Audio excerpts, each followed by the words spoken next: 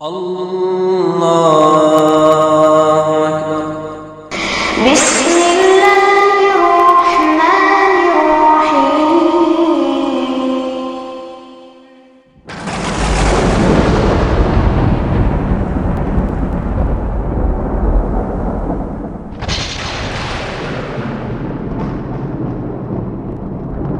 وقل جاء الحق وزهق الباطل إن الباطل كان زهوقا.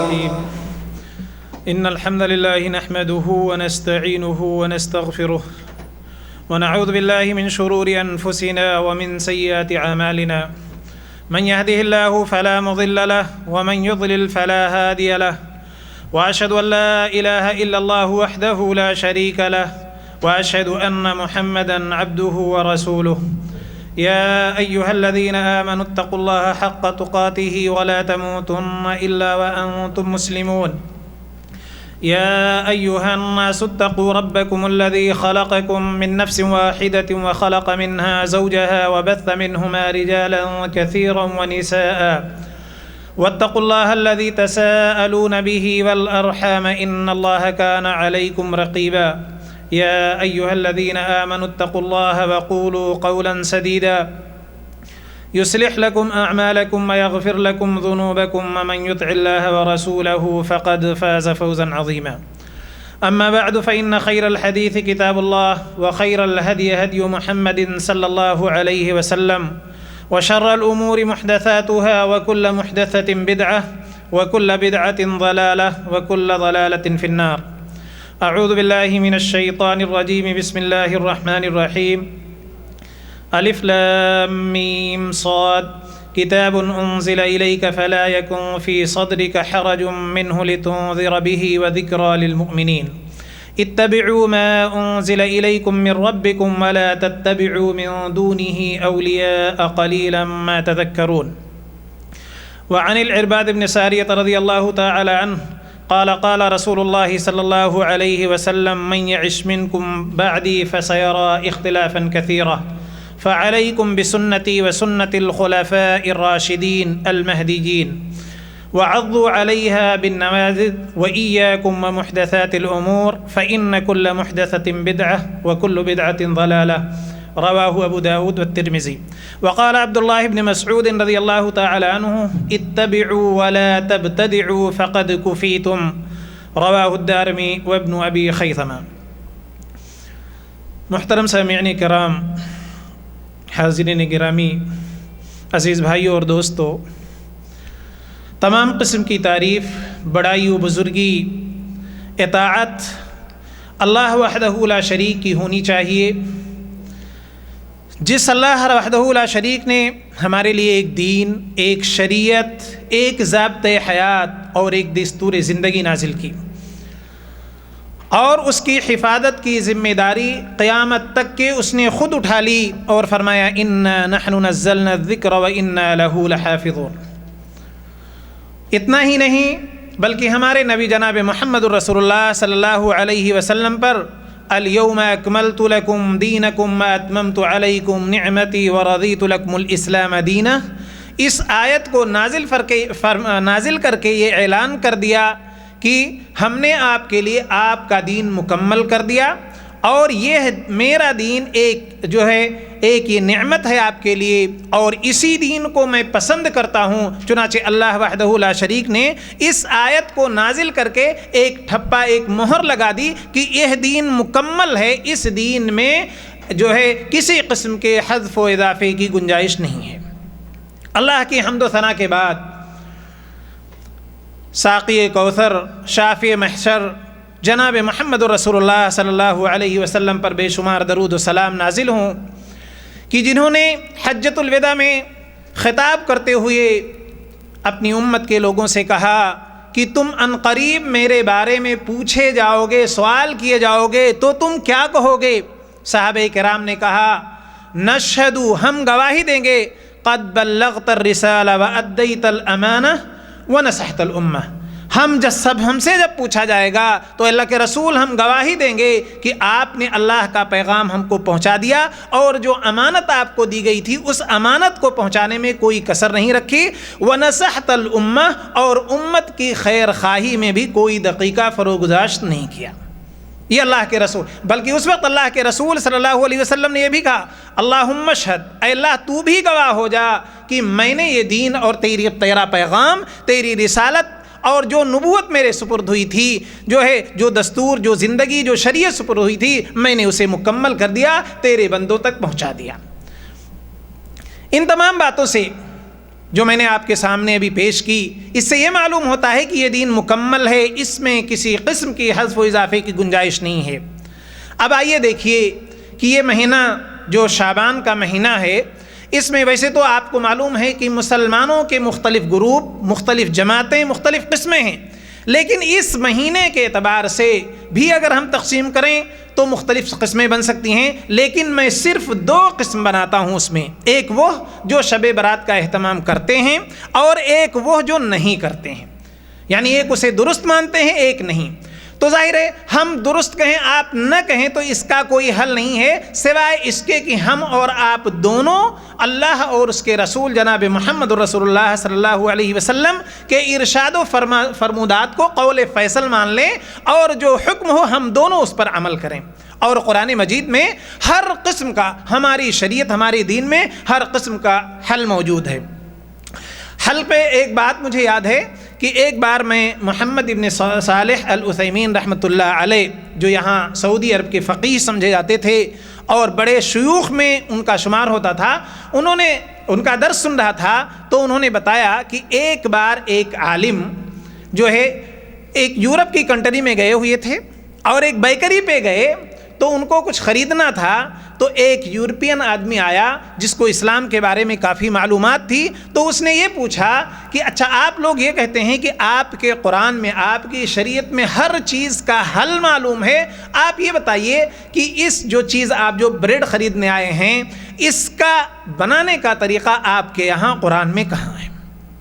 ظاہر ہے بہت ساری چیزیں ہیں، ہم اور آپ اس کو نہیں سمجھ پاتے ہیں، لیکن جو اہل علم ہیں، جو راسخین فی العلم ہیں، وہ اسے اچھی طرح سمجھتے ہیں اور صحیح معنوں میں ہر چیز کا حل موجود ہے۔ یہ اور بات ہے کہ ہمارا ذہن وہاں تک نہ پہنچے، ہم اپنی کم علمی کی وجہ سے اس نتیجے تک نہ پہنچ سکیں۔ انہوں نے کہا کہ ٹھیک ہے، اس نان بائی کو بلائیے، اس بیکری والے کو بلائیے جو یہ بناتا ہے، اس سے پوچھا کہ بابو تو آپ کیسے اس کو بناتے ہو؟ تو اس نے بتایا ہم میدا لاتے ہیں، یہ لاتے ہیں، وہ لاتے ہیں، پھر اس کو ملاتے ہیں، پھر اس کو بھٹی میں ڈال کر اس طرح بناتے ہیں، پھر پیکنگ کرتے ہیں۔ تو جو ہے شیخ نے کہا اس یورپین سے کہ یہی چیز ہمارے قرآن میں بالکل ہے۔ تو اس نے کہا میں نے تو قرآن پڑھی، کہیں یہ چیز مجھ کو نہیں ملی۔ تو اس نے کہا قرآن پڑھو، قرآن مجید کے اندر ہے فَاسْأَلُوا أَهْلَ الذِّكْرِ إِن كُنتُمْ لَا تَعْلَمُونَ، جو چیز تم نہیں جانتے اسے تم جاننے والوں سے پوچھ لو۔ اور اللہ رب العزت نے انسان کو وہ چیزیں سکھائی جو نہیں جانتا تھا، وَعَلَّمَ الْإِنسَانَ مَا لَمْ يَعْلَمْ، جو سب سے پہلی وحی نازل ہوئی اسی میں اللہ رب العزت نے فرما دیا کہ ہم نے انسان کو وہ تمام چیزیں سکھا دی جو وہ نہیں جانتا تھا۔ تو اس طرح سے جو ہے ہمارے قرآن کے اندر اور ہماری شریعت کے اندر ہر چیز کا حل موجود ہے۔ تو ظاہر ہے شب برات کا بھی حل موجود ہے ہمارے یہاں، اس کو بھی ہم آئیں دیکھیں۔ چنانچہ اللہ رب العزت نے خود قرآن مجید میں فرما دیا یا ایھا الذین آمنوا اطیعوا اللہ واطیعوا الرسول واولی الامر منکم فان تنازعتم فی شیء فردوه الی اللہ والرسول ان کنتم تؤمنون باللہ والیوم الآخر ذلک خیر واحسن تاویلا۔ اے ایمان والو، تم اللہ کی اطاعت کرو، اس کے رسول جناب محمد الرسول اللہ صلی اللہ علیہ وسلم کی اطاعت کرو، اور تم اپنے علماء اور حکمراں کی بھی اطاعت کرو۔ فَإِن تَنَازَعْتُمْ، جب تک اختلاف نہیں ہے تب تک کوئی حرج نہیں ہے، آپ اپنے علماء کی بات مانیں۔ لیکن جہاں اختلاف ہو،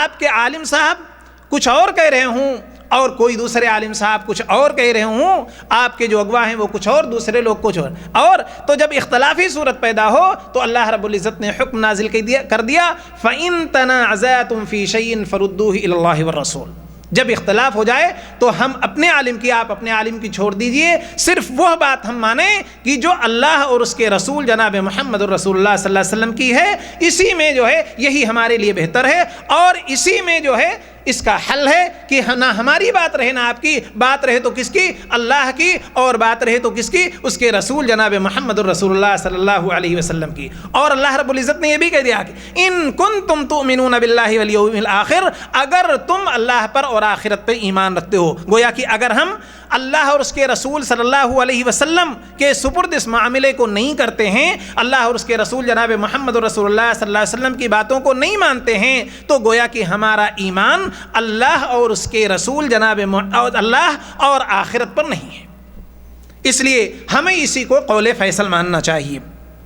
تو آئیے ہم اب اس کی وضاحت کی طرف آئیں کہ وہ لوگ جو شب برات کا اہتمام کرتے ہیں ان کے دلائل کیا ہیں، کس وجہ سے وہ کرتے ہیں۔ سب سے پہلی جو دلیل ان کی ہے وہ قرآن سے دیتے ہیں، سورہ دخان کی آیت حامیم والکتاب المبین انا انزلناہ فی لیلۃ مبارکہ انا کنا منذرین فیہا یفرق کل امر حکیم امرا من عندنا۔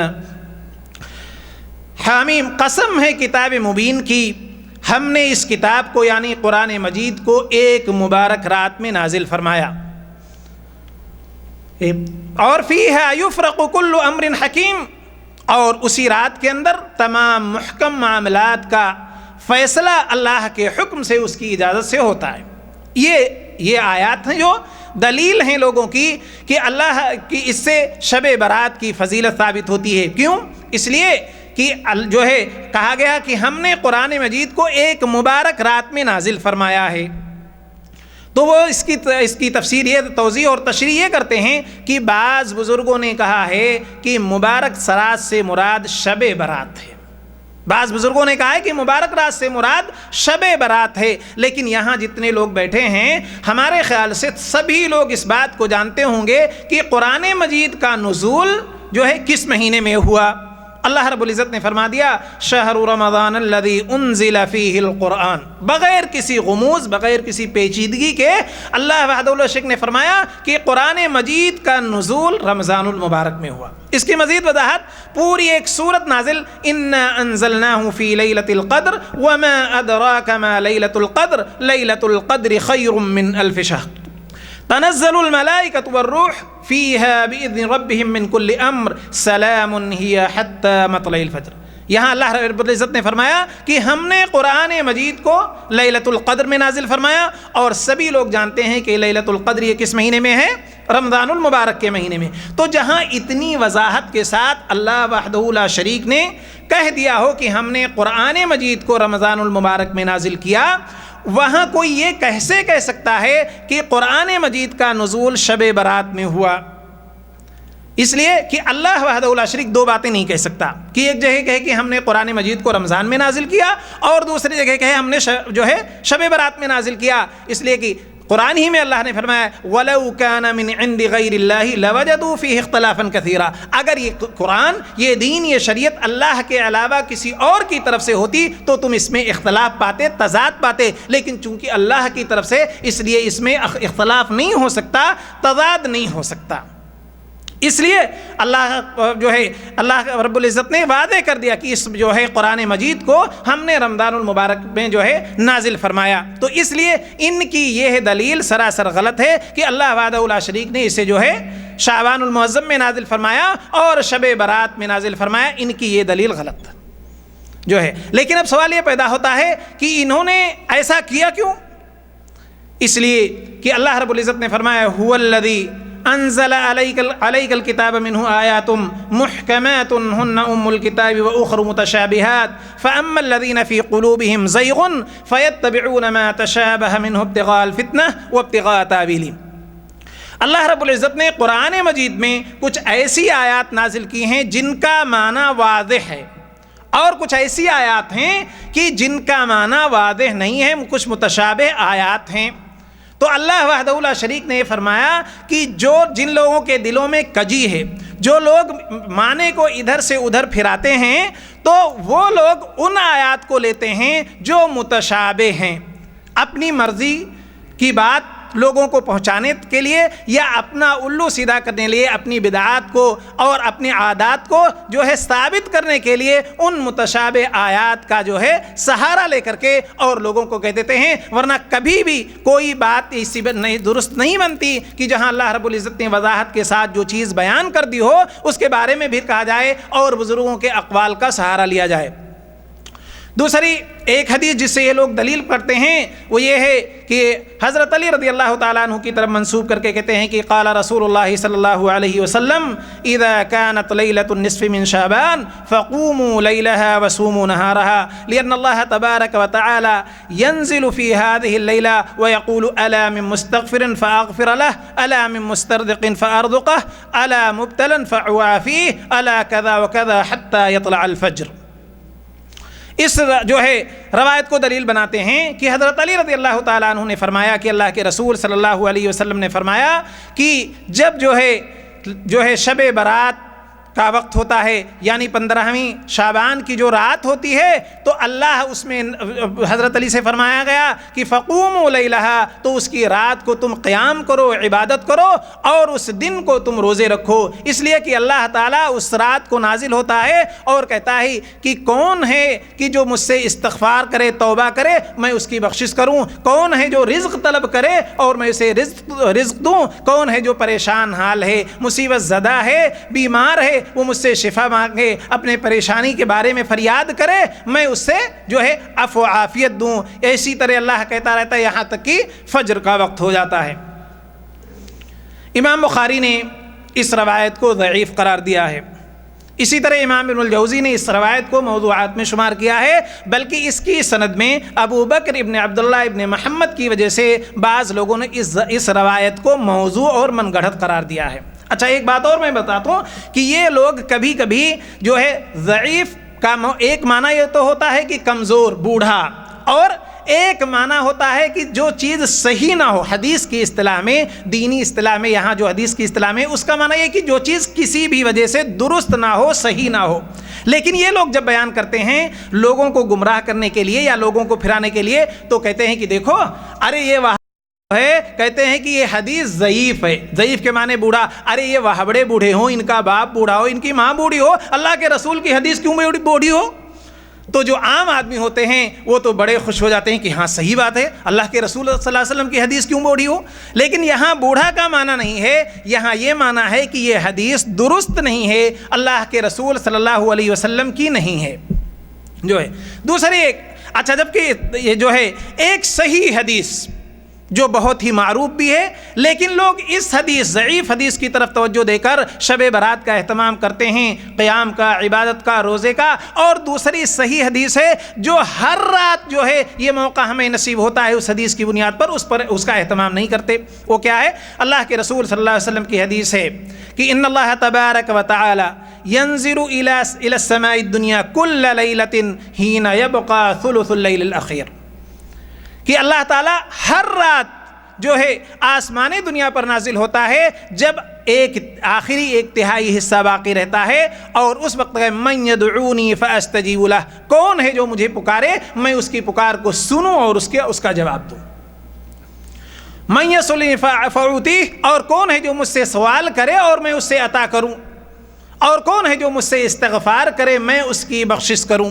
یہ روایت جو ہے بالکل صحیح ہے، اس کے باوجود بھی لوگ جو ہے ہر رات کو یہ چانس آپ کے لیے ہے اور موقع ہے کہ اللہ رب العزت سے توبہ استغفار کریں اور اللہ رب العزت سے جو ہے اپنی فریاد جو ہے کہیں جو ہے، لیکن اس طرف توجہ نہیں اور اس ضعیف اور موضوع روایت کی طرف لوگوں کی توجہ ہوتی ہے۔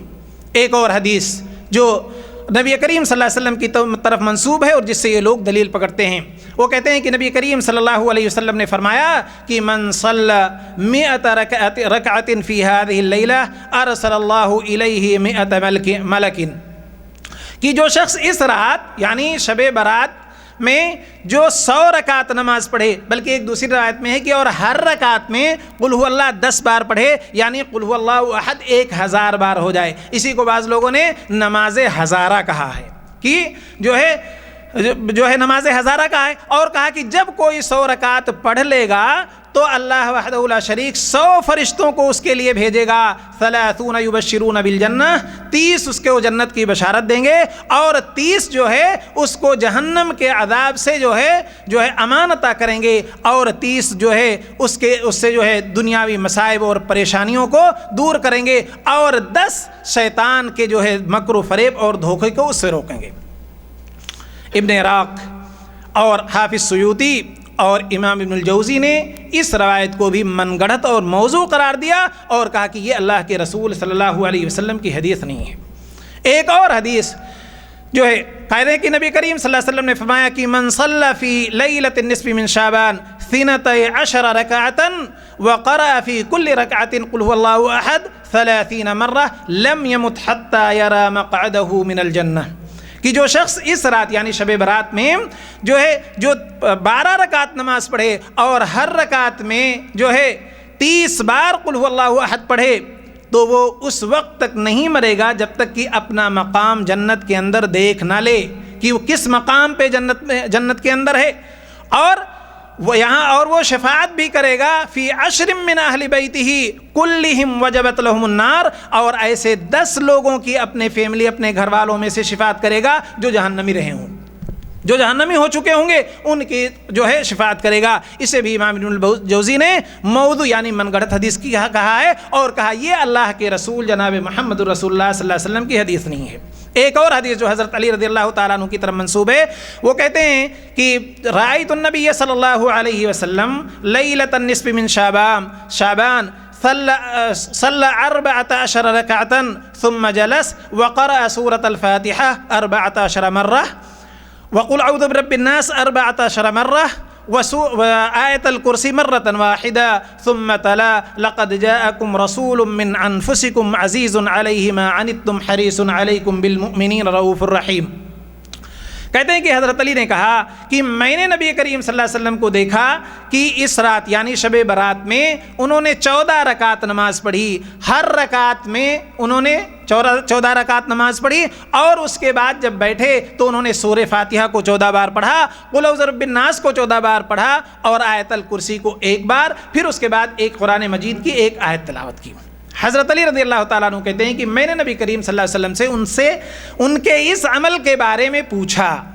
تو انہوں نے کہا کہ من عمل مثل عملی ھذا، کہ جو شخص میرے اس عمل کی طرح کرے گا اس رات کے اندر، فَلَهُ أَجْرُ 20 حجۃ مبرورہ، تو اس کو 20 حج مقبول کا ثواب ملے گا، اور جو اس دن روزہ رکھے گا اس کو 2 سال کے روزوں کا ثواب ملے گا۔ اس روایت کے بارے میں بھی امام بیہقی، امام زرقانی اور امام سیوطی، امام ابن الجوزی، ان تمام لوگوں نے اسے ضعیف ہی نہیں ضعیف تر بلکہ ان میں سے بعض لوگوں نے اسے بھی من گڑھت قرار دیا اور کہا یہ بھی اللہ کے رسول جناب محمد رسول اللہ صلی اللہ علیہ وسلم کی حدیث نہیں ہے۔ اور اس کے بعد ایک اور حدیث کہ اللہ کے رسول صلی اللہ علیہ وسلم نے فرمایا من اصبح ذلك اليوم صائما فله اجر صيام 60 سنة ماضية و60 سنة مقبلة، کہ جو شخص 15ویں شعبان کا روزہ رکھے گا تو اس کو 60 سال گزشتہ اور 60 سال آئندہ کا ثواب ملے گا، 60 سال گزشتہ اور 60 سال آئندہ کے روزوں کا ثواب اسے ملے گا۔ اس روایت کو بھی امام ابن الجوزی نے کہا کہ یہ بھی موضوع اور من گڑھت روایت ہے، یہ اللہ کے رسول صلی اللہ علیہ وسلم کی حدیث نہیں ہے۔ اسی طرح اور ایک حدیث اور ہے کہ جس میں اماں عائشہ رضی اللہ تعالیٰ عنہ کہتی ہیں کہ ایک دن میں نے اللہ کے رسول جناب محمد رسول اللہ صلی اللہ علیہ وسلم کو دیکھا کہ ہمارے پاس ہی تھے اور پھر نہیں ہیں، پھر وہ گئیں تو دیکھا کہ آپ جنت البقیع کے اندر جو ہے اپنا سر اٹھائے ہوئے ہیں، اللہ تعالیٰ سے دعا کر رہے ہیں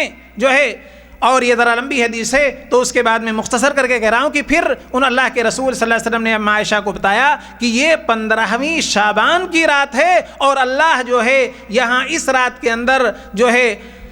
فَيَغْفِرُ لِأَكْثَرِ عَدَدِ شَعْرِ غَنَمِ بَنِي کلب، یعنی وہ کہتے ہیں کہ اللہ تعالیٰ اس رات کو بنو کلب کی جو بکریاں ہیں ان بکریوں کے بالوں سے بھی زیادہ لوگوں کی مغفرت فرماتا ہے۔ اس روایت کو بھی جو ہے امام بخاری اور دوسرے لوگوں نے ضعیف قرار دیا ہے۔ اسی طرح ایک اور حدیث کہ اللہ تعالیٰ جو ہے یطلع الی خلقہ فی ہذہ اللیلہ، وہ اپنی مخلوق کی طرف دیکھتا ہے، فیغفر جمیعا الا لمشرک او مشاح، کہ وہ اپنی مخلوق کو دیکھتا ہے اور سارے کے سارے لوگوں کی مغفرت فرما دیتا ہے سوائے مشرک شخص کے، یا ایک ہی اس شخص کے جو آپس میں جو ہے ایک دوسرے سے بغض، کینہ اور جو ہے اس قدورت جو ہے اور حسد رکھتے ہوں ایک دوسرے سے، ان کی بخشش نہیں ہوتی ہے۔ جبکہ اس کے مقابلے میں ایک دوسری روایت ہے اللہ کے رسول صلی اللہ علیہ وسلم نے، جس میں فرمایا کہ جو ہے اللہ رب العزت جو ہے یوم الاثنین اور یوم الخمیس یعنی سوموار کے دن اور جمعرات کے دن جنت کے دروازے کھولتے ہیں، اور فیغفر لکل عبد مسلم لا یشرک باللہ الا رجلا کان بینہ وبین اخیہ شحنا ویقول انظروا هذین حتی یصطلحا۔ اور یہ مسلم کی روایت ہے، اسے ابو داؤد اور ترمذی نے بھی روایت کیا ہے کہ اللہ کے رسول جناب محمد رسول اللہ صلی اللہ علیہ وسلم نے فرمایا کہ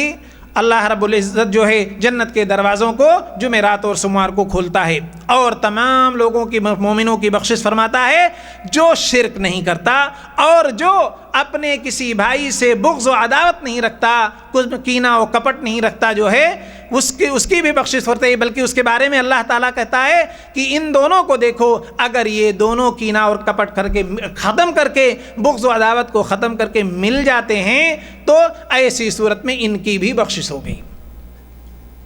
یہ روایت مسلم شریف کی ہے، یہ صحیح ہے جو ہے۔ اگر یہ روایت صحیح تو ہمیں دوسری روایت کی جو ضعیف اور من گھڑت ہے اس کی کوئی ضرورت نہیں ہے۔ ایک اور روایت کہ جس کے بارے میں ہے کہ خمس لیال کہ 5 راتیں ایسی ہیں کہ جو ان کا اہتمام کر لے وجبت لہ الجنہ تو اس کے لیے جنت واجب ہو جاتی ہے۔ کون سی رات؟ لیلۃ الترویہ یعنی یوم ترویہ کی رات، یوم عرفہ کی رات اور یوم النحر کی رات، اور اسی طرح یہ جو ہے عید الفطر کی رات، اور جو ہے اس کے بعد یہ شعبان کی 15ویں رات۔ اس روایت کو بھی جو ہے علماء کرام نے جیسے کہ منذری نے اسے ضعیف قرار دیا ہے، امام ابن الجوزی نے بھی اسے ضعیف قرار دیا ہے، اور اسی طرح راغب اصفہانی نے بھی اسے ضعیف قرار دیا ہے۔ ایک اور دوسری روایت کہ 5 لیال لا ترد فیہن دعوہ، 5 راتیں ایسی ہیں کہ جن میں کسی کی کوئی دعا رد نہیں ہوتی۔ وہ کون سی 5 راتیں؟ اول لیلۃ من رجب، پہلی رات، رجب کی پہلی رات، اور شعبان کی 15ویں رات، جمعہ کی رات، لیلۃ الفطر کی رات، لیلۃ الاضحیٰ کی رات۔ یہ روایت بھی موضوع اور من گھڑت ہے، اسے بھی علماء نے موضوع اور کہا کہ یہ اللہ کے رسول صلی اللہ علیہ وسلم کی حدیث نہیں ہے۔ تو آپ غور کریں، یہی روایت ہیں کہ جن سے بلکہ اس کے علاوہ بھی ابھی کم سے کم 10 روایتیں ایسی ہیں کہ جو اللہ کے رسول جناب محمد الرسول اللہ صلی اللہ علیہ وسلم سے ثابت نہیں ہیں، لیکن انہی من گڑھت اور موضوع روایتوں کو جو ہے لا کر کے اور جو ہے عوام کے سامنے پیش کرتے ہیں اور بڑھ چڑھ کے اس کی فضیلت بیان کرتے ہیں، اور عام لوگ سادہ لوح مسلمان سادہ لوگ کہتے ہیں کہ جب اتنی فضیلت ایک رات کی ہے چلو ایک ہی رات کر لیتے ہیں اور کام تمام ہو جائے، کیا ضرورت ہے روز روز عبادت کرنے کی، تو انہی روایتوں کا سہارا لیتے ہیں۔ علامہ ابن باز رحمۃ اللہ علیہ سے جب ان روایات کے متعلق پوچھا گیا تو کہا کہ جو ہے تمام اہل علم کا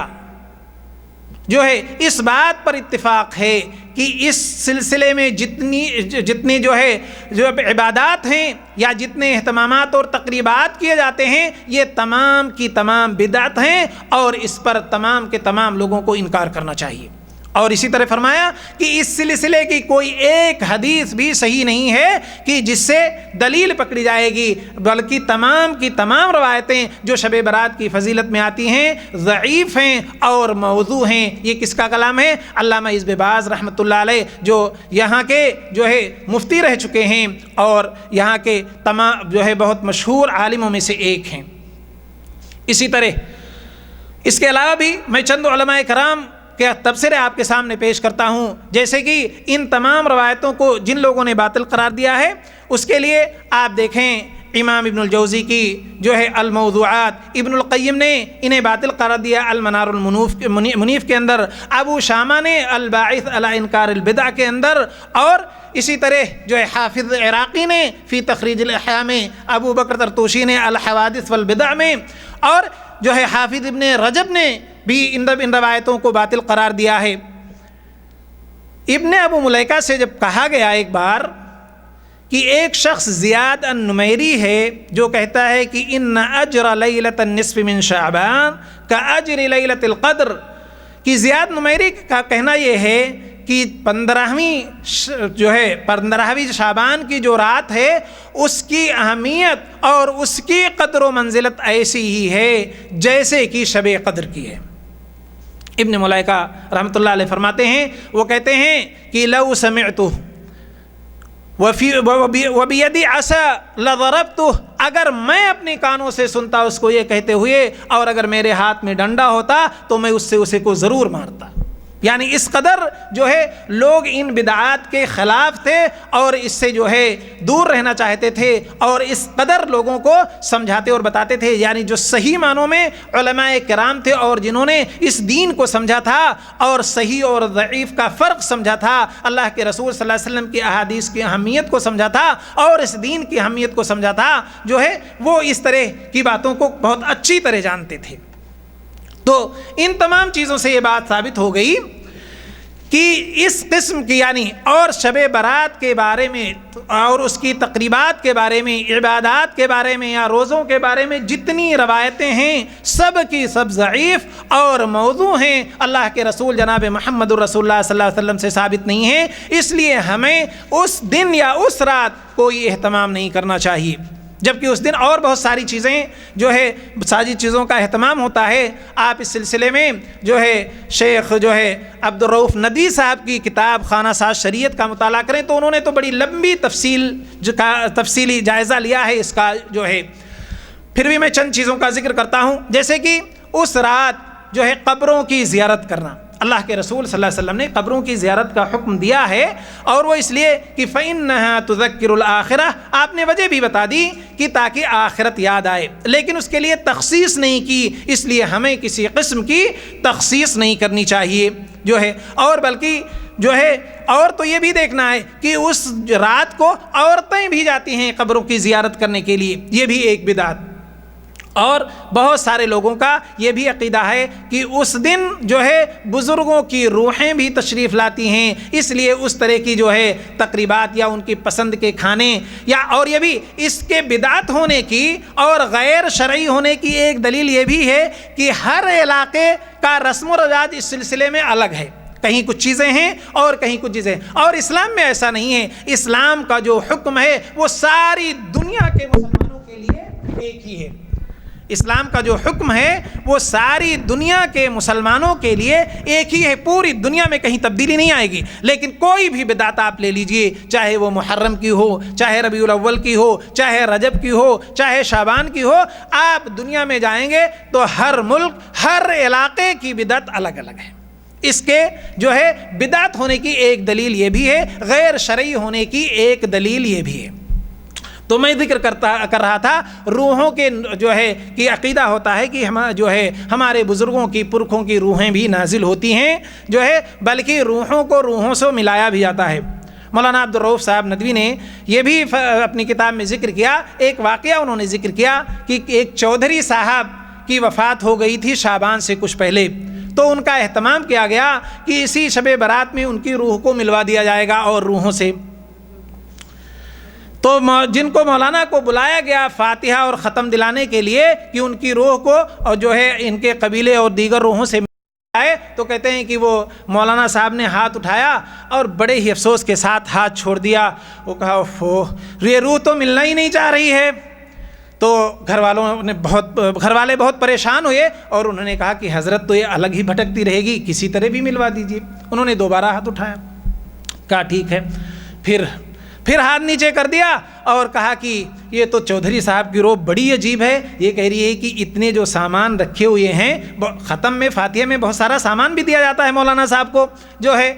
تو کہا کہ اتنے سامان سے نہیں، جب تک اس میں خوب اچھی بھینس نہیں آئے گی تو یہ روح مل نہیں سکتی ہے۔ اصل میں مولانا کی نیت خراب تھی، چودھری صاحب کے گھر میں بھینسیں بہت تھیں، تو ایک بھینس مولانا کو بھی چاہیے کہ روزی روٹی چلتی رہے۔ بہرحال انہوں نے جو ہے ایک بھینس بھی لا کے دے دی کہ مولانا روح ملنی چاہیے، جو چاہیے آپ لے لو۔ تو ان کی روح، مولانا نے ہاتھ اٹھایا اور تھوڑی دیر میں ہاتھ کو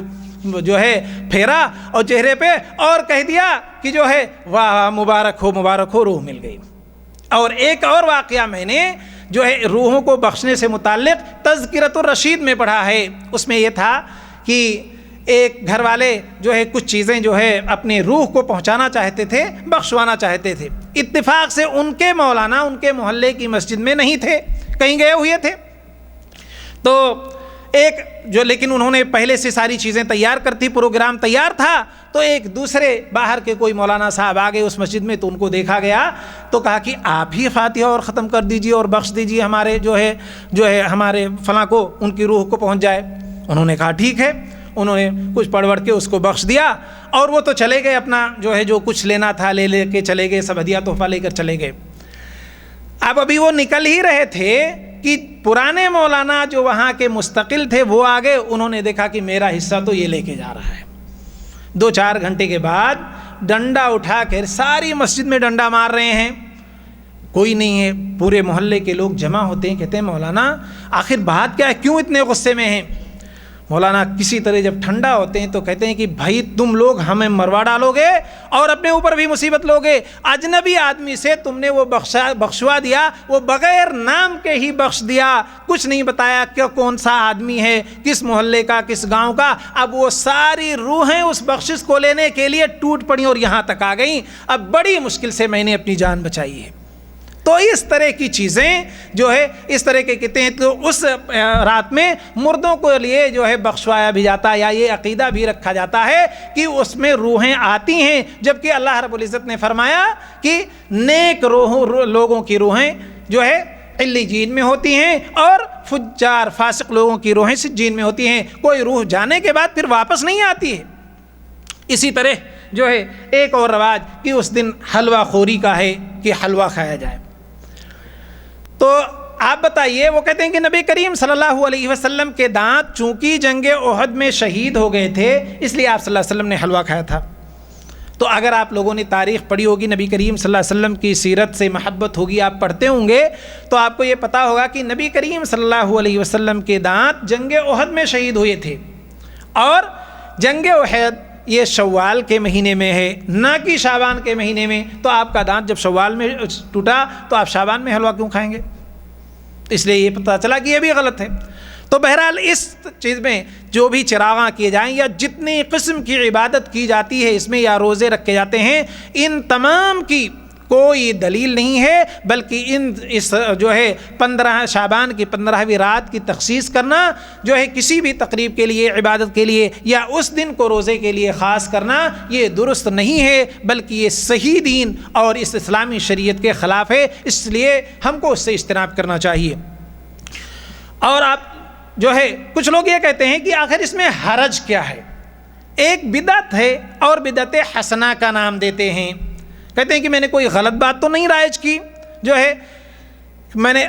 جو ہے امام مالک رحمۃ اللہ علیہ فرماتے ہیں کہ من ابتدع فی الاسلام بدعتا یراہا حسنہ فقد زعم ان محمدا خان فی الرسالہ۔ کہتے ہیں کہ جو شخص اسلام میں کوئی بدعت ایجاد کرے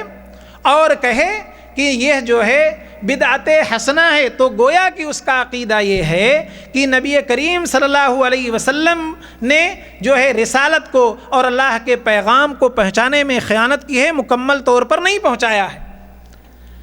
جیسا کہ میں نے آپ کو پہلے ہی بتا دیا کہ اللہ کے رسول صلی اللہ علیہ وسلم نے لوگوں کو گواہ بنا لیا، اللہ کو گواہ بنا لیا کہ میں نے اللہ کا پیغام تم لوگوں تک پہنچا دیا۔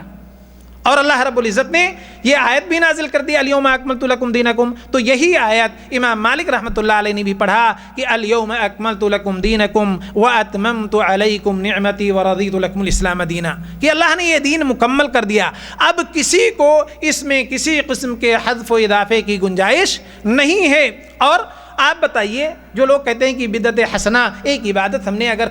رائج ہی کر دی تو اس سے کیا ہوا، کون سا فرق پڑا جا رہا ہے؟ آپ بتائیے کہ اگر ہم 5 وقت کی جو نماز پڑھتے ہیں ایک اور وقت کی پڑھیں تو کیا کوئی گالی ہے؟ وہ کوئی غلط چیز ہے؟ وہ بھی بدعت حسنہ ہے، پڑھیے ایک نماز، لیکن کیا ہم میں سے کوئی اس کو جائز سمجھے گا؟ نہیں۔ تو اسی لیے یہ تمام عبادات کا حال یہی ہے کہ ہمیں کسی قسم کے حذف اور اضافے کی گنجائش نہیں ہے، بلکہ عبادات میں یہ متفقہ فیصلہ اور اس کا اصول ہے کہ عبادات جو ہے کمیت، کیفیت، زمان و مکان ہر اعتبار سے ویسے ہو جیسے کہ قرآن یا حدیث سے ثابت ہو۔ اس میں ذرا بھی تبدیلی ہو گئی تو وہ عبادت نہیں ہے۔ آپ ایک نماز لے لیجئے، مغرب کی نماز آپ 3 رکعت پڑھتے ہیں، آپ 4 پڑھیں، غلط ہے۔ آپ قبلہ رو کو ہو کر پڑھتے ہیں، آپ جان بوجھ کر دوسری طرف پڑھیں تو غلط ہے۔ آپ پہلے جو ہے رکوع کرتے ہیں، سجدہ بعد میں کرتے ہیں، آپ پہلے سجدہ کرنے لگیں، رکوع بعد میں کریں تو غلط ہے۔ پہلے رکوع کریں، قیام بعد میں کریں تو غلط ہے۔ بہرحال عبادت کے اندر جو نماز کے اوقات ہیں، اس نماز کے اندر اوقات میں تبدیلی کریں، غلط ہے۔ اسی طرح اس کی تعداد میں تبدیلی کریں، غلط ہے۔ غرض ہے کہ تمام چیزیں من وعن ایسی ہوں جیسے اللہ کے رسول جناب محمد الرسول اللہ صلی اللہ علیہ وسلم نے ہمیں بتایا اور فرمایا ہے۔ اسی طرح امام مالک رحمۃ اللہ علیہ کے زمانے میں مسجد نبوی کے اندر آپ ذرا غور کرو کہ وہ لوگ کس قدر بدعت سے جو ہے لوگوں بدعت سے دور رہنا چاہتے تھے، کوئی معمولی چیز بھی وہ گوارا نہیں کرنا چاہتے تھے۔ امام مالک رحمۃ اللہ علیہ کے زمانے میں ایک شخص آیا اور نماز کے وقت اپنی چادر اٹھا کر کے اپنے سامنے رکھ لی، جیسا کہ ہم لوگ کبھی کبھی رکھ دیتے ہیں، کوئی سامان ہے تو ہم آگے رکھ لیتے ہیں، تو اس نے اپنی چادر اٹھا کر کے اپنے سامنے رکھی اور نماز پڑھی۔ لوگوں نے دیکھا تو لوگ اس کو دیکھتے رہے اور کہا اس نے یہ بدعت کیسے ایجاد کی، یہ چیز اب تک ہم نے کسی سے نہیں دیکھی، کسی سے یہ چیز کہاں سے آئی۔ امام مالک تک یہ بات گئی اور انہوں نے سخت پھٹکار لگائی، بلکہ بعض لوگوں نے لکھا کہ کہا اس کو لے جا کر کے قید کر دو۔ اس نے کہا کہ حضرت میرا کوئی جو ہے اللہ کے رسول صلی اللہ علیہ وسلم کی سنت کی مخالفت کا ارادہ نہیں ہے، یہ چادر میرے اوپر بھاری پڑ رہی تھی اور جو ہے اس سے مجھے گرمی لگ رہی تھی، اس لیے میں نے یہ سامنے رکھ کر نماز پڑھ لی۔ اللہ کے رسول صلی اللہ علیہ وسلم کے دین کی اور آپ کی سنت کی مخالفت کا ارادہ نہیں تھا، بلکہ یہ جو ہے ایک میری مجبوری تھی، تو اسے انہوں کو چھوڑ دیا گیا۔ بلکہ آپ کو معلوم ہے کہ مسجد نبوی کی بات ہے کہ پہلے کچھ لوگ جو ہے مصلی بچھا کے چلے جاتے تھے اپنی جگہ پکی کر کے۔ جو لوگ مصلی بچھا کے چلے جاتے تھے، جو مسجد کے خدام تھے، ان مصلوں کو لے جا کر کے بیت مال میں جمع کر دیتے تھے۔ ایک شخص جو ہے امام مالک رحمۃ اللہ علیہ کے پاس آتا ہے اور کہتا ہے کہ میں چاہتا ہوں کہ میں احرام جو ہے نبی کریم صلی اللہ علیہ وسلم کی مسجد یعنی مسجد نبوی سے باندھ لوں، آپ کی قبر شریف کے پاس سے باندھ لوں۔ امام مالک رحمۃ اللہ علیہ فرماتے ہیں کہ نہیں، مجھے اس فتنے کا خوف ہے تم پر، تم وہیں سے باندھو ذوالحلیفہ سے، جہاں کہ اللہ کے رسول صلی اللہ علیہ وسلم مدینے سے جب جاتے تھے تو ذوالحلیفہ سے احرام باندھتے تھے، تم بھی وہیں سے باندھو۔ کہا چند میل زیادہ یا چند میل پہلے سے میں اگر باندھ لوں تو کیا حرج ہے؟ کہا یہی فتنہ ہے، تم یہ سوچتے ہو کہ تم اس چیز کی طرف سبقت کر رہے ہو جس کی طرف رسول بھی نہیں کر سکے، جو عمل رسول نہیں کر سکے تم ان سے بھی بڑھ کر کرنا چاہتے ہو۔ اور انہیں سخت پھٹکار لگائی جو ہے اس شخص کو، یعنی گویا کہ اللہ کے رسول نے ذوالحلیفہ سے باندھا ہے تو ہمیں بھی ذوالحلیفہ سے باندھنا ہے، نہ اس سے پہلے باندھنا ہے اور نہ اس کے بعد باندھنا ہے، جو مقام ہے اس کا وہیں باندھنا ہے۔ تو ان تمام چیزوں کو آپ غور کیجئے تو آپ کو پتہ چلے گا کہ جو ہے دین کے اندر بالکل بھی اس قسم کی کوئی گنجائش نہیں، بلکہ یہ بھی متفقہ فیصلہ ہے کہ دنیاوی معاملات کے اندر جب تک کہ حرمت کی دلیل نہ ہو ساری چیزیں جائز ہیں، لیکن دین کے معاملے میں، عبادات کے معاملے میں جب تک کہ حلت کی دلیل نہ ہو، ہمیں نماز پڑھنا ہے تو اس کی دلیل چاہیے، ہمیں ایک سجدہ کرنا ہے تو اس کی دلیل چاہیے، جو ہے ہمیں ایک جو ہے ذکر و اذکار کرنا ہے تو کس طور پر کرنا ہے اس کی دلیل چاہیے۔ اور اللہ کے رسول صلی اللہ علیہ وسلم نے واضح الفاظ میں فرمایا کہ ما ترکت شیئا یقربکم الی اللہ تبارک و تعالی الا وقد امرتکم بہ، جو چیزیں اللہ سے قریب کرنے والی تھیں اس چیزوں کے بارے میں نے بتا دیا، اور جو چیزیں تمہیں اللہ سے دور کرنے والی اور جہنم سے قریب کرنے والی تھیں ان چیزوں سے میں نے تم کو منع کر دیا ہے، ان چیزوں سے تم کو منع کر دیا میں نے، جو ہے یہ بھی حدیث صحیح ہے جو ہے۔ اور دوسری روایت میں آپ صلی اللہ علیہ وسلم نے فرمایا جو ہے کہ وہ تمام چیزیں جس کا اللہ نے تمہیں حکم دیا تھا وقد امرتکم بہ، میں نے حکم دیا، اور جس سے منع کیا تھا وقد نہیتکم عنہ، میں نے تم کو منع کر دیا۔ اللہ کے رسول صلی اللہ علیہ وسلم نے یہ بھی وضاحت کے ساتھ فرما دیا۔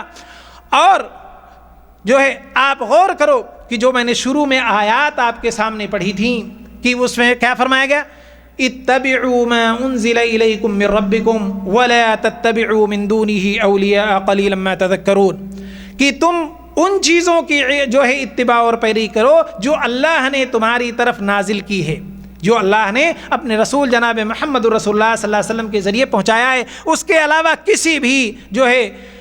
ولی کی، کسی بھی غیر کی باتوں کو تم نہ مانو، اسے دین نہ بناؤ۔ اور یہی حضرت ارباد بن ساریہ رضی اللہ تعالیٰ عنہ کی جو مختصر سی میں نے حدیث پڑھی کہ آپ صلی اللہ علیہ وسلم نے فرمایا کہ جو میرے بعد زندہ رہیں گے وہ بہت سارے اختلافات دیکھیں گے، جیسا کہ آج ہے، کوئی شب برات منا رہا ہے، کوئی نہیں منا رہا ہے، کوئی رجب میں لیلۃ اسراء والمعراج کا اہتمام کر رہا ہے، کوئی نہیں کر رہا ہے، ہاں اس میں بھی مختلف چیزیں ہیں۔ تو اللہ کے رسول صلی اللہ علیہ وسلم نے فرمایا کہ اختلافات کے اندر علیکم بسنتی و سنت الخلفاء راشدین المہدیین، کہ تم میری سنت کو لازم پکڑو، میرے خلفاء کی سنت کو لازم پکڑو، وعضوا علیہا بالنواجذ، اور مضبوطی سے اسی پر قائم رہو، وإیاکم ومحدثات الامور فإن کل محدثۃ بدعہ وکل بدعۃ ضلالہ، کہا اور جو ہے نئی باتوں سے تم دور رہو، اس لیے کہ ہر نئی بات جو ہے بدعت ہے، اور ہر بدعت گمراہی ہے اور ضلالت کا راستہ ہے۔ اللہ کے رسول صلی اللہ علیہ وسلم نے واضح فرما دیا۔ آپ شب برات کی تاریخ بھی کسی سے پوچھ لیں تو یہ اللہ کے رسول صلی اللہ علیہ وسلم کے زمانے میں، صحابہ کرام کے زمانے میں یہ تمام چیزیں نہیں تھیں، تو جب آپ کے زمانے میں نہیں تھیں تو یہ چیزیں دین کیسے ہو سکتی؟ اور اللہ کے رسول صلی اللہ علیہ وسلم نے ہر بدعت کو بدعت حسنہ اور سیئہ نہیں کہا، بلکہ کہا کل بدعت ضلالہ، ہر بدعت گمراہی ہے۔ اسی طرح اللہ کے رسول صلی اللہ علیہ وسلم ہر خطبے میں اپنے فرماتے تھے، خطبہ حاجہ جو ہے کہ فَإِنَّ خَيْرَ الْحَدِيثِ كِتَابُ اللَّهِ وَخَيْرَ الْهَدْيِ هَدْيُ مُحَمَّدٍ صلی اللہ علیہ وسلم، کہ سب سے بہترین کتاب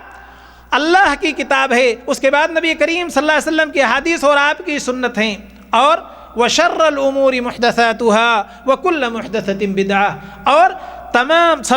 تمام معاملات میں سب سے برے معاملات اور امور کیا ہیں؟ نئی چیزیں ہیں، اور ہر نئی چیز بدعت، اور ہر بدعت گمراہی، اور ہر گمراہی آپ کو جہنم کی طرف لے جانے والی، ہر بدعت آپ کو جہنم کی طرف لے جانے والی ہے۔ اسی لیے فرمایا قُلْ هَلْ نُنَبِّئُكُمْ بِالْأَخْسَرِينَ أَعْمَالًا الَّذِينَ ضَلَّ سَعْيُهُمْ وَهُمْ يَحْسَبُونَ أَنَّهُمْ يُحْسِنُونَ صُنْعًا، اللہ کے رسول صلی اللہ علیہ وسلم سے اللہ نے کہا کہ قل، آپ کہہ دیجئے کہ کیا میں ان لوگوں کے بارے میں نہ بتاؤں کہ جو سب سے زیادہ گھاٹے اور ٹوٹے میں ہوں گے؟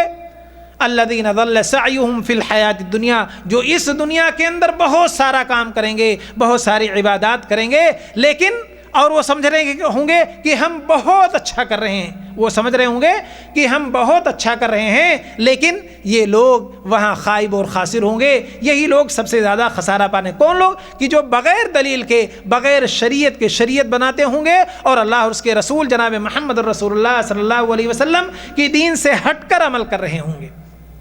جو ہے۔ اسی طرح اللہ کے رسول جناب محمد رسول اللہ صلی اللہ علیہ وسلم نے فرمایا کہ من احدث فی امرنا هذا ما لیس منہ فهو رد، جو شخص میرے اس دین کے اندر، اس شریعت کے اندر کوئی نئی چیز پیدا کرے، نئی چیز لائے تو وہ مردود ہے، اللہ کے یہاں مقبول نہیں ہے۔ من عمل عملا لیس علیہ امرنا فهو رد، اور جو کوئی ایسا عمل کرے جو ہمارے نبی جناب محمد رسول اللہ صلی اللہ علیہ وسلم نے نہیں کیا تو کہا وہ بھی مردود ہے، وہ بھی مردود ہے۔ فَلْيَحْذَرِ الَّذِينَ يُخَالِفُونَ عَنْ أَمْرِهِ أَن تُصِيبَهُمْ فِتْنَةٌ أَوْ يُصِيبَهُمْ عَذَابٌ أَلِيمٌ، تو لوگوں کو اللہ کی فَلْيَحْذَرِ الَّذِينَ يُخَالِفُونَ عَنْ أَمْرِهِ، اللہ کی، اس کے رسول جناب محمد رسول اللہ صلی اللہ علیہ وسلم کے امر کی، حکم کی، دین کی، شریعت کی، کتاب کی، سنت کی مخالفت کرنے والوں کو ڈرنا چاہیے کہ کہیں ان کو اللہ کا عذاب نہ پہنچے، اللہ کی گرفت میں وہ لوگ نہ آ جائیں۔ اللہ کی گرفت میں نہ جائیں. یا ایھا الذین آمنوا لا تقدموا بین یدی اللہ ورسولہ واتقوا اللہ ان اللہ سمیع علیم. اس لیے جو اللہ نے فرما دیا، جو اس کے رسول نے آپ کو بتا دیا وہ دین ہے، اس پر عمل کرو. اللہ اور اس کے رسول جناب محمد الرسول اللہ صلی اللہ علیہ وسلم سے آگے بڑھنے کی کوشش نہ کرو. اور بدعت ایک وجہ سے اور بھی جو ہے بہت خطرناک ہے، اس لیے کہ جب ایک بدعتی بدعت کرتا ہے، جب ایک بدعتی بدعت کرتا ہے تو وہ اس کو جو ہے نیک کام سمجھ کر کرتا ہے، اس لیے اسے جلدی توبے کی توفیق نصیب نہیں ہوتی. لیکن ایک معصیت اور گناہ والا آدمی جب گناہ کرتا ہے تو وہ بھلے گناہ کرتا ہے لیکن اس کے دل میں یہ بات ہوتی ہے کہ جو ہے میں گناہ کر رہا ہوں، اور اس سے وہ توبے کے بارے میں ضرور سوچتا ہے کہ میں توبہ کر لوں. کبھی نہ کبھی اس کو ضرور خیال آتا، لیکن چونکہ بدعت کو عبادت سمجھ کر کیا جاتا اس لیے بدعت یہ جو ہے وہ معصیت سے بھی زیادہ خطرناک ہے، اس لیے کہ اس پہ جلدی انسان کو توبہ نصیب نہیں ہوتا. اسی طرح اللہ کے رسول صلی اللہ علیہ وسلم نے فرمایا ان اللہ حجب التوبۃ عن کل صاحب بدعہ. اللہ تعالی بدعتی کا توبہ بھی قبول نہیں فرماتا جب تک کہ وہ حتی بدعتہ، یہاں بدعتہ، جب تک کہ بدعتی جو ہے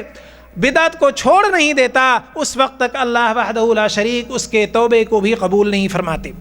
دوسری روایت میں ہے کہ من احدث فیها او آبا محدثا فلعنت اللہ علیہ والملائکۃ والناس اجمعین، کہ جو شخص اس دین میں کوئی نئی بات پیدا کرے یا کسی بدعتی کو پناہ ہی دے تو اس پر اللہ کی، اس کے جو ہے اور جو ہے ملائکہ کی اور جو ہے تمام لوگوں کی ایسے شخص پر لعنت ہوتی ہے. آپ ذرا غور کریں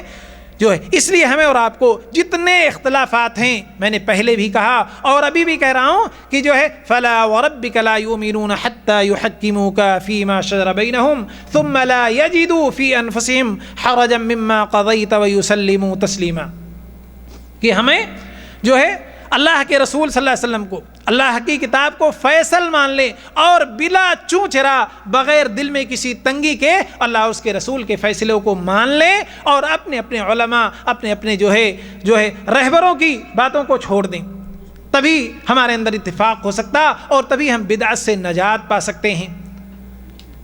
تو یہ چیزیں ہیں کہ جو ہمیں بدعت کی طرف جو ہے لے جاتی تھیں، جو ہے یہ جو احادیث میں نے آپ کے سامان بیان کیا جو اللہ کے رسول صلی اللہ علیہ وسلم کی حدیث نہیں ہے، اور جو ہے یہ بدعت کا انتشار ہوتا کیوں ہے، اس کا پھیلاؤ کیوں ہوتا ہے، بدعت میں لوگ جو ہے کیسے اس سے منسلک ہوتے ہیں. سب سے پہلی چیز اللہ کی کتاب اور اس دین سے دوری. کتاب پڑھتے نہیں، قرآن پڑھتے نہیں، اس دین کو سمجھتے نہیں، دینی محفلوں میں آتے نہیں ہیں، بس جو ان کے حضرت نے فرما دیا وہ حضرت نے فرما دیا. ایک سبب یہ دین سے دوری. دوسری چیز کہ چھوٹے چھوٹے لوگوں کو، کم پڑھے لکھے لوگوں کو اپنا عالم، اپنا رہبر تصور کر لینا، اور جو وہ حلال کہتے ہیں حلال مان لینا، جو حرام کہتے ہیں حرام مان لینا. انہی لوگوں کے بارے میں لوگ کہے گے قالوا انا اطعنا سادتنا وکبراءنا فاضلونا السبیل. پروردگار عالم، ہم نے اپنے ان لوگوں کا، اپنے بڑے لوگوں کا، اپنے رہبروں کا، اپنے اغوا لوگوں کی اطاعت کی، اتباع کی، اور جو ہے ان لوگوں نے ہمیں گمراہ کر دیا. اے اللہ تو انہیں دگنا عذاب دے دے. وہاں کو لوگ کہیں گے کہ اللہ یہ جو جنہوں نے ہمیں گمراہ کیا دگنا عذاب دے گے، لیکن وہاں اس فریاد سے آپ کو کوئی فائدہ نہیں ہونے والا، نہ آپ کا عذاب جو ہے اللہ معاف کرے گا، کوئی فائدہ نہیں ہونے والا ہے. بلکہ وہاں کہیں گے کہ انا کنا لکم تبعا فهل انتم مغنون عنا من عذاب اللہ من شیء. کہا ہم تو تمہارے تابع تھے تو کیا اللہ کے عذاب سے تمہاری بات مانتے تھے تو کیا کچھ تخفیف کروا دو گے؟ تو وہ کہیں گے ہم بھی تو اسی عذاب میں مبتلا ہیں جس میں تم ہو، ہم کیا کریں گے اس میں، ہم کیا کریں گے. اور ایک اور چیز جو ہے رسم و رواج کا خیال کرنا. بہت سارے لوگوں کی سمجھ میں بات آ جاتی ہے، ان کو آپ سمجھائیے کہ میرے بھائی یہ بدعت ہے، یہ محرم میں جو ہو رہا ہے، ربیع الاول میں جو عید میلاد کے نام پہ ہو رہا ہے، اسراء اور معراج میں ہو رہا ہے، شعبان، تو مانتے ہیں، لیکن کہتے ہیں کہ کروں کیا، پورا سماج، پورا معاشرہ یہی کر رہا ہے، باپ دادا سے ہو رہا ہے، تو ہم کیسے مخالفت کریں؟ یعنی رسم و رواج کا لحاظ بھی ان کو لے ڈوبتا ہے. تیسری ایک اور چیز التقلید العام، اندھی تقلید، جو ان کے علماء نے کہہ دیا مان لیا، چاہے وہ عقل میں آئے چاہے نہ آئے، قرآن کے موافق ہو یا مخالف ہو. جیسا کہ جو ہے تذکرۃ الرشید ایک کتاب ہے جو حضرت رشید احمد گنگوہی کے اوپر لکھی گئی ہے، اس میں فرماتے ہیں کہ حضرت ہرچے می فرمائن درست فرمائن، کہ جو حضرت فرما دیتے ہیں وہ درست فرماتے ہیں. یعنی خود انہوں نے اپنی زبان سے کہا کہ جو بھی میں کہتا ہوں میں تو کچھ نہیں ہوں، لیکن جو میری زبان سے نکلتا ہے وہ حق ہی ہے، کوئی اور چیز نہیں. ظاہر ہے یہ صرف اللہ کے رسول جناب محمد الرسول اللہ صلی اللہ علیہ وسلم کی صفت ہے کہ اللہ کے رب العزت نے گواہی دی وَمَا يَنْتِقُ عَنِ الْهَوَىٰ إِنْ هُوَ إِلَّا وَحْيٌ يُوحَىٰ وَمَا يَنْتِقُ عَنِ الْهَوَىٰ إِنْ هُوَ إِلَّا وَحْيٌ، کہ اللہ کے رسول صلی اللہ علیہ وسلم ہے کہ جو اپنی مرضی سے نہیں کہتے دین کی کوئی بات، بلکہ اللہ جو کہلواتا ہے وہی کہتے، دوسری نہیں کہتے. باقی کوئی شخص یہ نہیں کہہ سکتا. اور وہ کہتے ہیں کہ میری زبان سے جو نکلتا حق ہی نکلتا، کوئی باطل چیز نہیں نکلتی. ان کا ایک حق بھی میں آپ کو بتا دوں، ان کی کتاب میں ایک اور چیز لکھا ہے کہ بسم اللہ صلی اللہ پسر محمد ہاتھ تیل منہ چکنا بیٹھو ٹھک باندھو ٹھاکر باندھو سگرا گاؤں اور میرا جمن جتی یوں کہے من موہر میرا ناؤ بحق لا الہ الا اللہ محمد الرسول اللہ. ان کی اسی کتاب میں لکھا ہے کہ اس دعا کو 41 بار پڑھیے اور عطر میں دم کیجئے، دونوں انگوٹھے پہ لگائیے، اور جس سے پیار محبت کرنا مقصود ہو، جس کا دل اپنی طرف پھیرنا ہو، اس کے سامنے جائیے، آپ کا کام ہو جائے گا. یہ ہے حق. انہوں نے اپنا ایک خواب بھی بیان کیا، کہا کہ میں نے ایک بار خواب میں دیکھا کہ مولانا محمد قاسم صاحب میری دلہن بنی ہوئی ہیں. تو اس کی تعبیر بھی کہتے ہیں کہ دیکھا نا بعد میں جو ہے میں ان کے بچوں کی کفالت کر رہا ہوں. یہ ہے یعنی وہی کہتے ہیں کہ شرم تم کو مگر نہیں آتی. اور ان کی جب سوانح لکھی جا رہی تھی تو ایک جو ہے ان کے جو ہے مریدین میں سے جو ہے مؤلف کو خط لکھتا ہے کہ میں نے ایک خواب دیکھا ہے کہ نبی اکرم صلی اللہ علیہ وسلم کی سوانح لکھی جا رہی ہے. تو اس کی تعبیر ایک بزرگ نے بتائی ہے کہ کسی بڑے پائے کے بزرگ کی سوانح لکھی جا رہی ہے. بہرحال باتیں بڑی لمبی ہیں، تو میں یہ کہہ رہا تھا کہ ان کے یہاں خطائے بزرگن گرفتن خطاست ہے. ان کے بزرگ جو بات کہہ دیتے ہیں ان کا کوئی عالم اسے کاٹتا نہیں ہے. یہی سب سے بڑی وجہ ہے کہ بدعت کے دلدل میں پھنستے جاتے ہیں. چنانچہ ایک مشہور قول میں جو ہے حسن کرخی حنفی کا میں بتا دوں آپ کو کہ وہ ان کا قول بہت مشہور ہے کہ کل آیت او حدیث یخالف مذہبنا فہو مؤول او منسوخ. وہ کہتے تھے کہ ہر وہ آیت ہر وہ حدیث جو ہمارے مذہب کے خلاف ہوگی وہ اس کی ہم تعویل کریں گے یا اسے نہیں مانیں گے، ہم اس کو منسوخ مان لیں گے. یعنی اپنے مذہب کو قرآن حدیث سے بڑھ کر بتا رہے ہیں کہ ہم اپنے مذہب میں تبدیلی نہیں کریں گے. قرآن کی آیت کے معنی میں تبدیلی کر سکتے ہیں، حدیث کے معنی کو بدل سکتے ہیں، اسے منسوخ مان سکتے ہیں، لیکن اپنے مذہب کو نہیں بدل سکتے ہم. تو ان کے یہاں ان کا اگر کوئی عالم بدعتیوں کے یہاں کہہ دے کوئی بات، تو میں نے کہا کہ بزرگوں کی غلطی پکڑنا ان کے یہاں غلطی ہے، اس لیے وہ بزرگوں سے کوئی غلطی ہو جائے تو اس کو غلطی مانتے ہی نہیں ہیں. تو بہرحال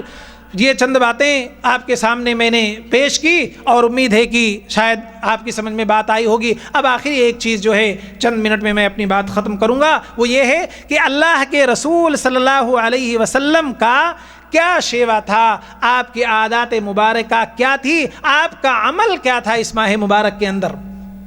اما عائشہ رضی اللہ تعالیٰ عنہ فرماتی ہیں کہ اللہ کے رسول صلی اللہ علیہ وسلم کان یصوم شعبان کلہ یصوم شعبان الا قلیلا. وہ فرماتی ہیں کہ اللہ کے رسول صلی اللہ علیہ وسلم پورے شعبان روزہ رکھتے تھے. پھر اسی کی جو ہے تشریح اسی حدیث میں ہے کہ پورے شعبان سے مراد یعنی چند دن کو چھوڑ کر آپ پورے مہینے کا روزہ رکھتے تھے. یعنی معلوم ہوا کہ اللہ کے رسول صلی اللہ علیہ وسلم اس مہینے میں کثرت کے ساتھ روزہ رکھتے تھے. اسی طرح ایک حدیث حضرت ام سلمہ رضی اللہ تعالیٰ عنہ کی ہے، اور جو ہے اسی طرح سے ایک اور حدیث اسامہ بن زید رضی اللہ عنہما سے بھی مروی ہے کہ اللہ کے رسول صلی اللہ علیہ وسلم سے میں نے پوچھا کہ مالی اراکا تصوم فی شہر شعبان ما لا تصوم فی غیرہ. اللہ کے رسول صلی اللہ علیہ وسلم جو ہے کیا وجہ ہے کہ میں آپ کو دیکھ رہا ہوں کہ آپ اس مہینے میں کثرت کے ساتھ روزہ رکھتے ہیں اور اس کے علاوہ دوسرے مہینوں کے اندر آپ اتنی کثرت سے اور اتنی زیادہ روزے نہیں رکھتے ہیں. اور بلکہ اسی روایت میں آگے ہے کہ اللہ کے رسول صلی اللہ علیہ وسلم نے فرمایا کہ جو ہے یہ وہ مہینہ ہے کہ جس میں لوگ جو ہے غافل ہو جاتے ہیں اور اس میں جو ہے اللہ کے پاس اعمال پیش کیے جاتے ہیں. تو میں چاہتا ہوں کہ میرے جو ہے اعمال اللہ کے حضور پیش کیے جائیں اور میں روزے سے رہوں. تو اس میں کوئی تخصیص نہیں ہے کسی دن کی کسی رات کی، بلکہ عام ہے اس مہینے کے اندر اللہ کے رسول صلی اللہ علیہ وسلم زیادہ روزہ رکھتے تھے. اور اسی میں آگے ہے کہ ہم جو ہے وہ فرماتے ہیں کہ اللہ کے رسول صلی اللہ علیہ وسلم جو ہے کبھی کسی مہینے کا پورا روزہ نہیں رکھا سوائے رمضان کے، اور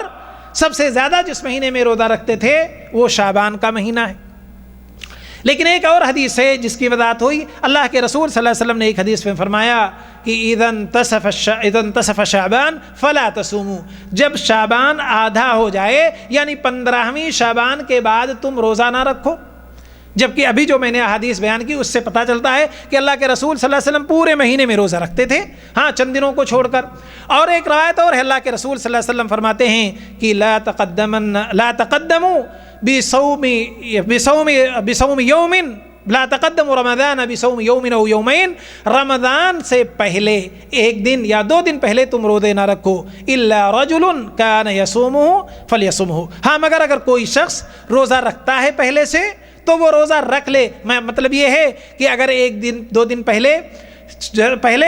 اس کی عادت ہے روزہ رکھنے کی، جیسے جو ہے سوموار کا دن آ گیا اور وہ ہر سوموار کو روزہ رکھتا ہے تو وہ رکھ سکتا ہے. جمعرات کا دن آ گیا اور وہ ہر جمعرات کو روزہ رکھتا ہے تو وہ رکھ سکتا ہے.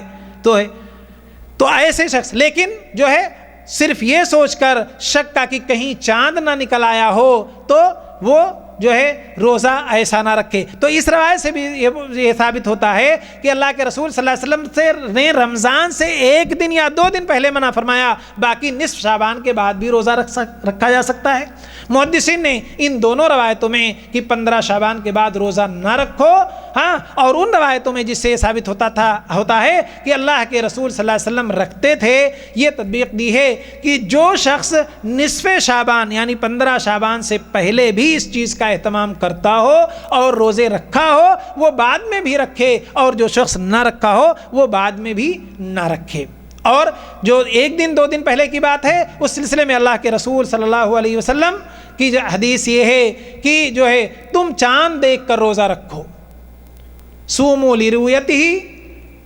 جو ہے کہ تم چاند دیکھ کر روزہ رکھو اور چاند دیکھ کر افطار کرو. جب چاند دیکھ لو تو تم روزہ شروع کرو اور جب چاند دیکھ لو تو تم جو ہے افطار کرو، یعنی اس کے بعد میں تم عید مناؤ. بلکہ حضرت عمار ابن یاسر جو ہے فرماتے ہیں رضی اللہ عنہ فرماتے ہیں، وہ کہتے ہیں کہ من صام